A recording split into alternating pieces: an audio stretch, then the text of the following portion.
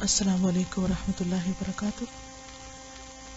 نحمده ونصلي على رسوله الكريم اما بعد فاعوذ باللہ من الشیطان الرجیم. بسم اللہ الرحمن الرحیم. رب اشرح لي صدری ويسر لي امری واحلل عقدۃ من لسانی یفقهوا قولی. رقاق القلوب. رقاق کا لفظ رقت سے ہے.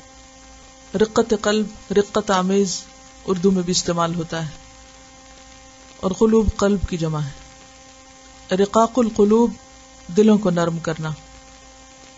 عن عبداللہ بن بسر ان اعرابیا قال یا رسول اللہ من خیر الناس قال من طال عمره وحسن عمله. رواہ الترمذی کتاب الزہد. سیدنا عبداللہ بن بسر رضی اللہ عنہ سے روایت ہے کہ ایک اعرابی نے عرض کیا، اے اللہ کے رسول صلی اللہ علیہ وسلم، لوگوں میں کون سب سے بہتر ہے؟ آپ نے فرمایا، جس کی عمر زیادہ ہو اور عمل نیک ہو. لفظی وضاحت. عن عبداللہ بن بسر، عبداللہ بن بسر سے روایت ہے، صحابی ہیں. وہ کہتے ہیں ان اعرابین کے ایک اعرابی یعنی بدو وہ حاضر ہوا. قالا، اور اس نے کہا، یا رسول اللہ، اے اللہ کے رسول صلی اللہ علیہ وسلم، من خیر الناس، لوگوں میں سے اچھے کون ہیں؟ قالا، فرمایا، من جو کوئی، طالا طویل ہو، لمبی ہو، عمرہ اس کی عمر، وحسن اور اچھے ہوں، عملہ اس کے عمل. رواہ الترمذی، اسے ترمذی نے روایت کیا ہے. جیسے کہ آپ جانتے ہیں کہ کثرت سوال کو ناپسند کیا گیا تھا، تو صحابہ کرام نبی صلی اللہ علیہ وسلم سے بہت کم سوال کرتے تھے اور بہت ہی ضروری سوال کرتے تھے، اور وہ اس انتظار میں رہتے تھے کہ باہر سے کوئی شخص آئے اور آ کر سوال کرے، اور اس کے سوال کی وجہ سے انہیں بھی مزید اچھی باتیں معلوم ہوں. صحابہ کرام کے لیے یہ بات کتنی مشکل ہوتی ہوگی کہ علم کا خزانہ ان کے درمیان ہو، اللہ کا پیغمبر ہو، اور ہر بات کی حقیقت معلوم کی جا سکتی ہو، لیکن اس کے باوجود ان پر یہ پابندی بھی ساتھ ہو. تو یہ ایک مشکل مرحلہ تھا، لیکن اسی میں ان کی اور ہم سب کی عافیت اور بھلائی تھی، کیونکہ بسا اوقات سوالوں کی کثرت انسان کے لیے کام کو مشکل کر دیتی ہے. آپ صلی اللہ علیہ وسلم نے ایک اور جگہ پر فرمایا، ہلک المتنطعون، بال کی کھال اتارنے والے ہلاک ہو گئے. کیونکہ جب انسان کو ایک عام حکم ملتا ہے، ایک سادہ حکم ملتا ہے، اور انسان اس پر عمل کا ارادہ کر لیتا ہے اور اپنی سمجھ کے مطابق صحیح طور پر اسے کر لیتا ہے، تو وہ کرنا زیادہ آسان ہوتا ہے بنسبت اس کے کہ بہت زیادہ پوچھ کر اس بات کو مشکل کر لیا جائے اور پھر اس پر عمل کرنا ناممکن ہو جائے. جیسے بنی اسرائیل کے لیے گائے کے ذبح کرنے کا حکم آیا تو انہوں نے سوالوں کی کثرت سے اس عمل کو اپنے لیے انتہائی مشکل بنا لیا. بہرحال جب بھی اعرابی آتے وہ سوال کرتے، اور انہی میں سے ایک نے آ کے سوال کیا، یا رسول اللہ من خیر الناس، اے اللہ کے رسول صلی اللہ علیہ وسلم، لوگوں میں سب سے اچھا کون ہے؟ کون خوش قسمت ہے؟ ہو از دا لکی پرسن؟ قالا، تو آپ نے فرمایا، من طال عمرہ، جس کی عمر لمبی ہو. یعنی عمر کا لمبا ہونا خوش قسمتی کی علامت ہے، لیکن شرط یہ ہے وحسن عملہ، کہ اس کے عمل اچھے ہوں. کیونکہ اگر عمر لمبی ہو اور عمل خراب ہو تو وہ انسان کے لیے وبال جان ہے. آپ کو نماز نبی کی وہ حدیث یاد ہے جس میں ایک شخص شہید ہوا اور دوسرا اس کے مقابلے میں 1 سال بعد فوت ہوا، اور خواب میں اسے دیکھا گیا کہ وہ جنت میں شہید سے بھی آگے، اس کا درجہ زیادہ ہے. تو اس پر لوگوں کو حیرت ہوئی، کیونکہ عام طور پر یہی سمجھا جاتا ہے نا کہ شہید جو ہے وہ بلند منزلوں پر ہوگا. تو جب اس کی وجہ پوچھی گئی تو آپ نے کیا فرمایا؟ اس 1 سال کے اندر اس نے جو نمازیں پڑھی، جو سجدے ادا کیے اور جو نیکیاں کی، اس کی وجہ سے اس کا درجہ بلند ہو گیا. تو ایک حقیقت ہے کہ زندگی کا ایک ایک دن قیمتی ہے، ایک ایک نماز قیمتی، اور ایک ایک نیکی کا موقع مل جانا انسان کی سعادت اور خوش قسمتی کی علامت ہے. کسی بھی نیکی کا چانس مل جانا اور پھر اس کو اویل کرنے کی توفیق نصیب ہو جانا، یہ ہے خوش قسمتی. ورنہ بہت سے لوگ ان کے پاس بہت سی فرصت ہوتی، فراغت ہوتی، مصروفیت ایسی نہیں ہوتی، لمبی عمر بھی ہوتی، لیکن انہیں نہیں پتا ہوتا کہ انہیں کرنا کیا ہے. بعض اوقات نیکی کے مواقع سامنے ہوتے ہیں اور وہ نہیں کر پاتے. اس کی کیا وجہ ہوتی ہے کہ انسان کے پاس فراغت بھی ہو، فرصت بھی ہو، صحت بھی ہو، طویل عمر بھی ہو، اور پھر وہ اچھا نہ کر پائے؟ اس کے کیا اسباب ہوتے ہیں؟ نمبر 1، علم کی کمی، پتہ ہی نہیں کہ کرنا کیا چاہیے، ڈائریکشن لیس ہونا. نمبر 2، سستی، لاپرواہی اور سستی. نمبر 3، مناسب ماحول کا میسر نہ ہونا، کیونکہ ہر ماحول کا اپنا ایک اثر ہوتا ہے. بعض اوقات آپ کچھ خاص لوگوں کے درمیان میں ہوتے ہیں تو آپ کے عمل کی قوت بڑھتی، آپ کو ایک پازیٹو فضا میسر آتی. اور بعض اوقات آپ وہی ہوتے ہیں لیکن ماحول وہ نہیں ہوتا تو آپ کا وقت ضائع ہو جاتا ہے، آپ کچھ بھی کرنے کے قابل نہیں ہوتے. تو اچھی صحبت، اچھی کمپنی اور اچھے لوگوں کا ساتھ انسان کے عمل کی قوت کو زیادہ کر دیتا ہے. اور غیر ضروری اور غیر مفید کاموں میں مشغول ہونا بسا اوقات انسان کے اچھے اعمال میں رکاوٹ کا سبب ہوتا ہے. اور کیا رکاوٹ ہوتی ہے اچھے عمل میں؟ اپنی صلاحیتوں کا اور اپنی قوتوں کا صحیح طور پر جائزہ نہ لینا اور ان کو اس کام میں نہ لگانا جس میں لگانے پر انسان زیادہ بہتر نتائج سامنے لا سکتا ہے. یعنی خود سے وہ کام نہ لینا جس کے انسان قابل ہو. اور دل کی سختی، بے حسی، لوگوں کا ڈر، گناہ نیک عمل کے راستے میں رکاوٹ بنتے ہیں. ترجیحات قائم نہ کر سکنا، نیک عمل کی اہمیت محسوس نہ کرنا، اللہ سے مدد اور توفیق نہ مانگنا، بعض مشکلات پہ صبر نہ کرنا، انیشیٹو نہ لینا. بعض اوقات مواقع ہوتے ہیں، بہت سی دولت ہمارے سامنے ہوتی لیکن ہم آگے نہیں بڑھتے. اگر آپ دریا کے کنارے بھی کھڑے ہوں تو جب تک آپ آگے ہاتھ نہیں بڑھائیں گے پانی آپ تک خود اچھل کے نہیں پہنچے گا. تو بعض اوقات نعمتیں ہوتی ہیں لیکن آپ خود نہیں آگے بڑھتے. تو یہ اللہ کا قاعدہ نہیں، یہ فطرت کے خلاف ہے. جب تک آپ آگے نہیں بڑھیں گے کوئی چیز آپ تک نہیں پہنچے گی. تو بہت سے لوگ اس بات کے انتظار میں رہتے ہیں کہ دوسرے ان کو کچھ کہیں، دوسرے ان کو کچھ بتا دیں تو وہ کر لیں، اور اگر نہیں بتائیں تو وہ خود کچھ نہیں کرتے. اور یہ اکثریت کا حال ہوتا ہے. اور کیا رکاوٹیں ہوتی ہیں؟ گناہ، بری عادات، یہ تمام چیزیں. اپنی موجودہ حالت پر تسلی رکھنا کہ بس اتنا ہی ہمارے لیے کافی ہے اور جو ہم کر رہے ہیں یہی بہت ہے. یعنی اپنے اعمال پہ راضی ہو جانا اور موجودہ حالت کو اور موجودہ عمل کو بہت کافی سمجھ لینا، اپنے آپ کو نیک سمجھنا اور بہت خوش فہمی میں مبتلا رہنا. اور نیک عمل کے معاملے میں اپنے سے کم تر لوگوں کو دیکھنا لیکن اپنے سے آگے والوں کو نہ دیکھنا. جو نیکی کی توفیق یا موقع ملے اس کی قدر نہ کرنا، اس کی قدردانی نہ کرنا، اس پر شکر گزار نہ ہونا، کبھی راضی نہ ہونا.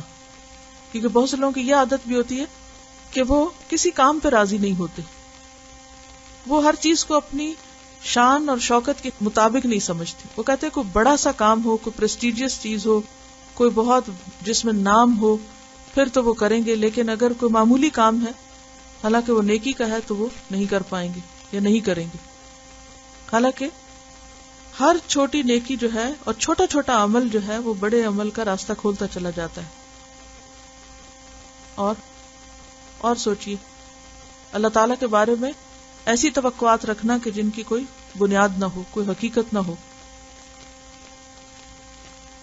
تو صرف طویل عمر کافی نہیں جب تک کہ انسان کا عمل اچھا نہ ہو، اور عمل اچھے میں بھی بہترین سے بہترین کی طرف انسان جانے والا ہو. تو زندگی کا ہر دن قیمتی، ہر گھنٹہ قیمتی، ہر موقع اہم ہے،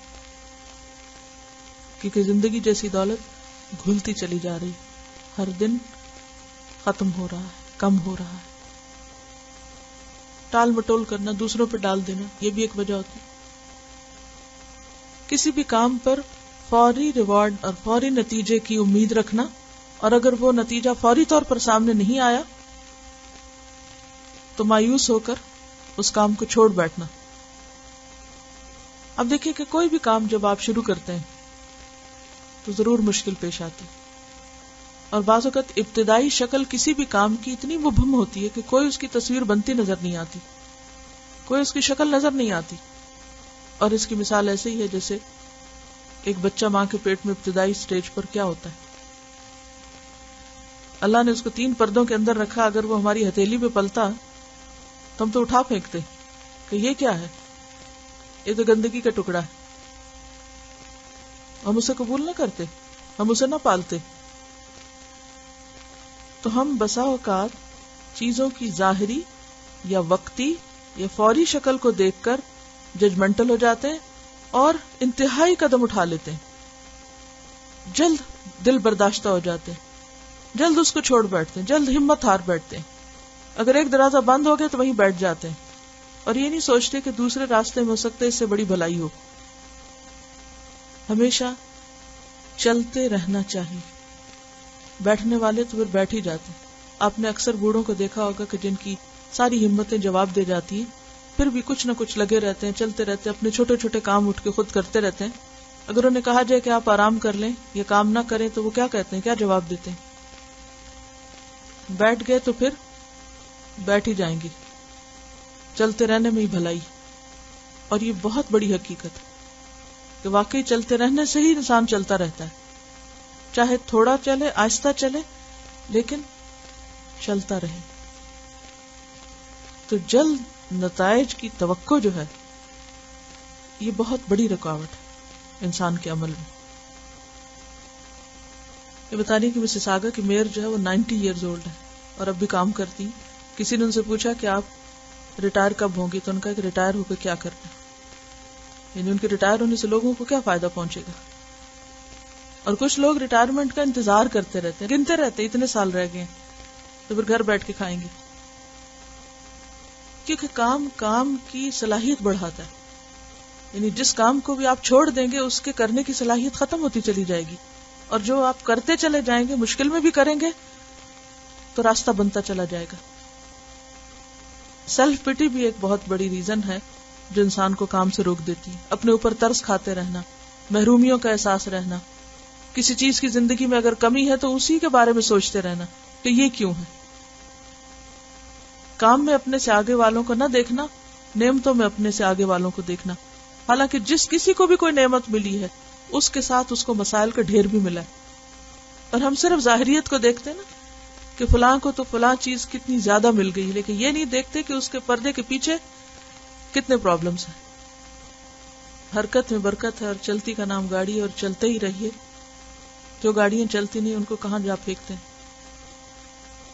بعض اوقات ہم چینج ایکسپٹ نہیں کرتے، ہم اپنے لیے کچھ رول ڈیفائن کر لیتے اور ان سے نہیں ہٹنا چاہتے، اس سے ہٹ کر کوئی اور ذمہ داری نہیں قبول کرنا چاہتے. روٹین کے عادی ہو جاتے ہیں. ہم سمجھتے ہیں کام اسی کا نام ہے، کسی اور چیز کا نام کام نہیں، یا اس کو ہم نیکی نہیں سمجھتے. اس سے بھی پھر مشکل پیدا ہوتی.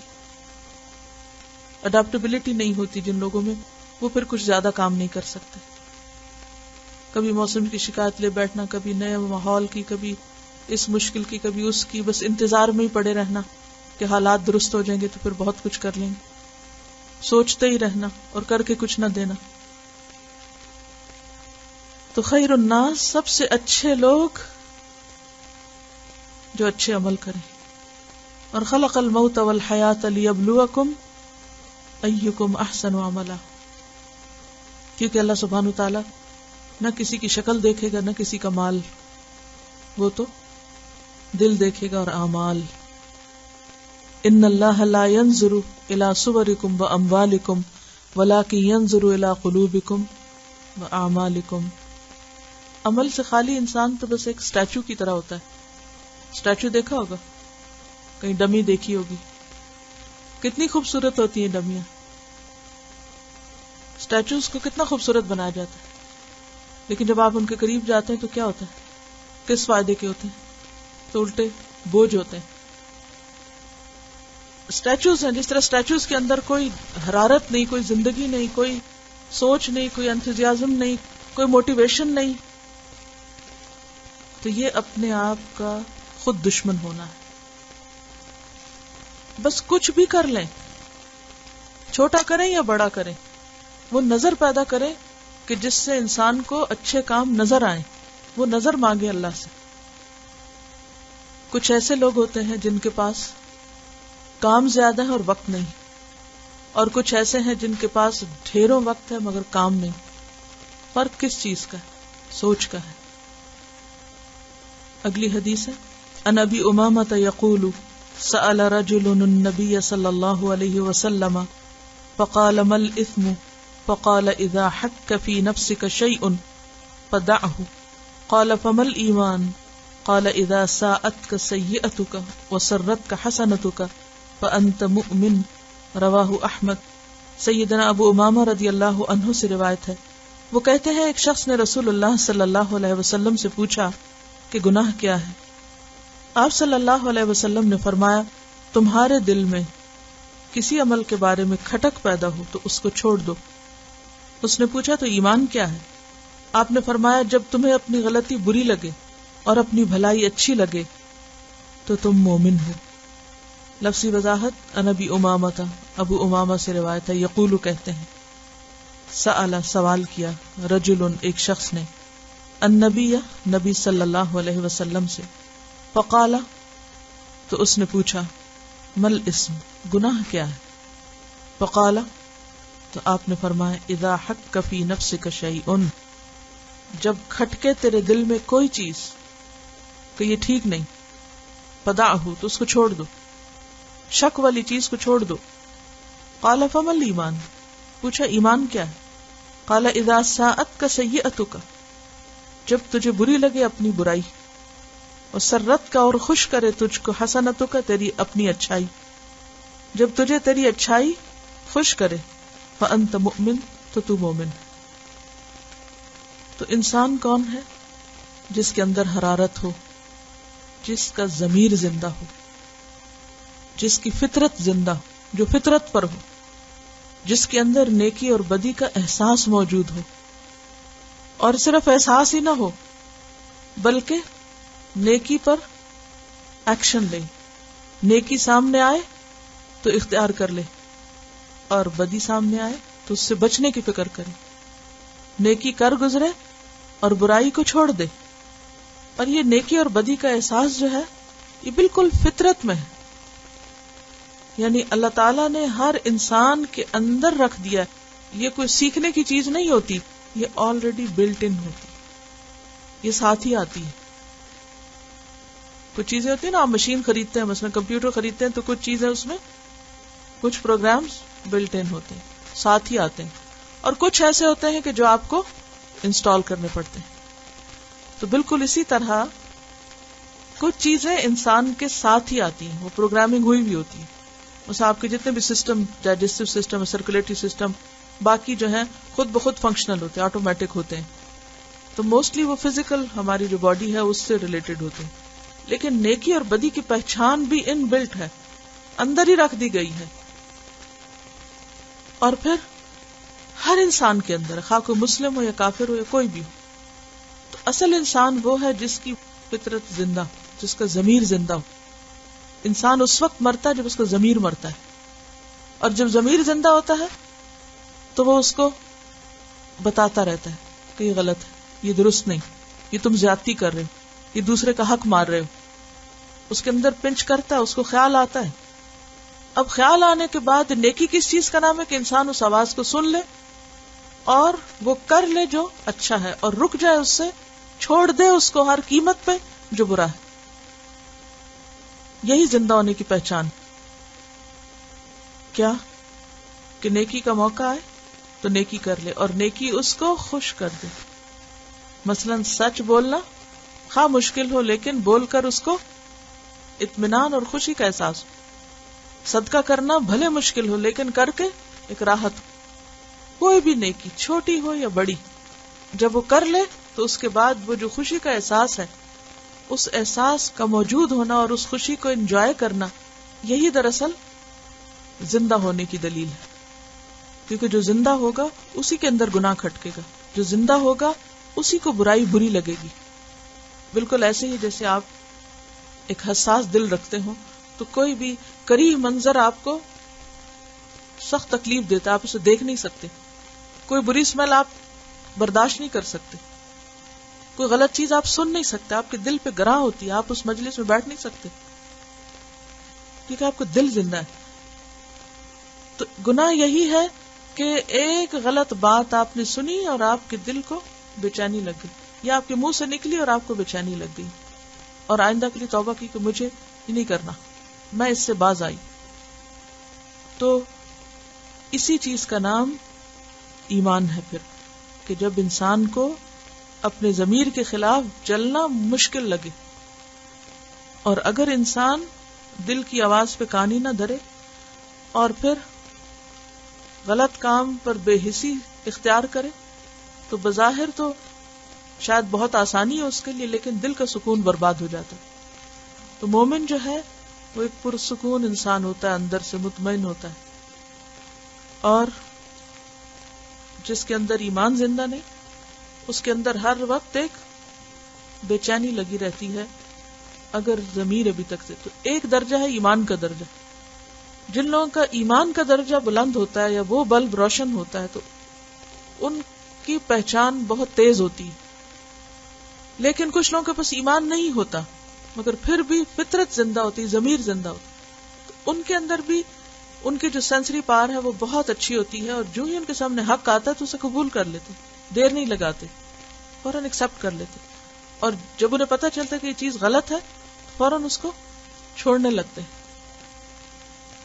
تو پچھلی حدیث میں اچھے عمل کی بات تھی، اور یہاں مزید اس کو کھول کے بتا دیا گیا کہ نیکی کا اپوزٹ کیا؟ گناہ. اور گناہ کیا ہے؟ ہر وہ غلط کام جو کرتے وقت انسان کے دل بے چین ہو جائے. اور ایمان کا معیار کیا ہے؟ کہ نیکی کر کے انسان خوش ہو جائے اور برائی بے چین کر دے، کیونکہ برائی ضمیر کے خلاف چلنا ہے. بسا اوقات ہمیں کسی بھی معاملے میں دین کا حکم نہیں پتا ہوتا واضح، یا کوئی فتویٰ نہیں ہم نے پڑھا ہوتا، یا ہمیں اس کے اوپر کوئی رولنگ نہیں پتا ہوتی کہ حلال ہے یا حرام ہے. تو اس سے پہلے کہ وہ حلال یا حرام پتا چلے، وہ چیز اگر فطرت زندہ ہو تو خود ہی کھٹکنے لگتی ہے. دیکھیے جیسے احساس ہو نا، جیسے درد کا احساس ہے ہمارے جسم کے اندر، اللہ تعالیٰ نے کچھ ایسا نظام رکھا ہے کہ ہمیں گرمی محسوس ہوتی ہے، سردی محسوس ہوتی ہے، تکلیف محسوس ہوتی ہے. کچھ لوگوں کا جب یہ نظام متاثر ہوتا ہے تو ان کو تکلیف ہو بھی تو درد نہیں ہوتی، اور جب درد نہیں ہوتی تو وہ اپنا دفاع بھی نہیں کر سکتے. اسی طرح ان کا ٹیسٹ نہیں ہوتا، خوشبو نہیں ہوتی، کلر بلائنڈ ہوتے ہیں. تو نتیجہ کیا ہوتا ہے؟ فرق نہیں کر پاتے، صحیح چیز کا انتخاب نہیں کر پاتے. اسی طرح کچھ لوگوں کے دل اندھے ہو جاتے ہیں، ضمیر مردہ ہو جاتے ہیں، بے حس ہو جاتے ہیں، لہذا وہ بھی اچھے اور برے کا فرق نہیں جان پاتے. جی یہ ایک عام سوال ہوتا ہے کہ لوگ آ کے کسی کی برائی ہم سے کرتے ہیں اور ہم پھر اس کو سنیں کہ نہ سنیں، اور پھر ان کو مشورہ دیں یا نہ دیں. اس معاملے میں یہ ہے کہ 2-3 چیزیں ذہن میں رکھیں. نمبر 1 یہ ہے کہ اگر ممکن ہو تو نام جانے بغیر، کیونکہ بسا اوقات آپ کو اس سے کوئی غرض نہیں کہ کون کیا کر رہا ہے، آپ کو بتانے والے کو یہ بتانا ہے کہ یہ صحیح ہے یا غلط ہے، تو ناموں کے پیچھے نہ پڑیں. لیکن اگر فیصلہ کرنا مشکل ہو تو پھر آپ نام بھی جان سکتے ہیں. دوسری بات یہ ہے کہ اس میں آپ کا انٹرسٹ نہ ہو. جیسے گندی چیز میں کوئی پرسنل انٹرسٹ نہیں ہوتا نا، وہ انٹرسٹ نہ ہو، وہ ایک مجبوری کے تحت بات سنی جائے. کیونکہ اگر آپ دوسرے کا مسئلہ سنتے ہوئے انجوائے کرنے لگ گئے ہیں کہ اچھا پھر اور کیا ہوا، اور مزید کریدنے بھی لگ گئے ہیں، تو پھر آپ اس میں شریک ہو گئے ہیں. یہ بالکل ایسے جیسے ایک ڈاکٹر کے پاس مریض لایا جاتا ہے تو مریض کی حقیقت وہ کتنی سنتا ہے، کس درجے میں اور کس دل سے. اسے اس سے ہمدردی تو ہوتی ہے، انٹرسٹ تو نہیں ہوتا نا. جب وہ بتاتے میرے سر میں درد ہے اور میرے کمر میں درد ہے اور ایسا ہے اور ویسا ہے، تو اس کو کیا مزہ آئے گا اس کو سن کے. کسی کی بھی تکلیف کی باتیں سننے سے کوئی مزہ تھوڑی آتا. اسی طرح اگر کوئی کسی کی شکایت آپ کو آ کے کر رہا ہے یا کوئی مسئلہ بتا رہا ہے تو اس میں مجبوری اور ایک ضرورت تو ہو سکتی ہے کہ آپ نے علاج پیش کرنا ہے، لیکن انٹرسٹ کوئی نہیں ہو سکتا. سورۃ الشمس میں آتا ہے فَأَلْهَمَهَا فُجُورَهَا وَتَقْوَاهَا. تو چیزیں تو اندر ہیں، اللہ نے ڈال دی ہیں، ضرورت یہ ہے کہ آپ کا ضمیر زندہ ہو، آپ کا دل روشن ہو اور آپ کو نظر آ جائے. سبحانک اللہم و بحمدک نشہد ان لا الہ الا انت نستغفرک و نتوب الیک. السلام علیکم و رحمۃ اللہ وبرکاتہ.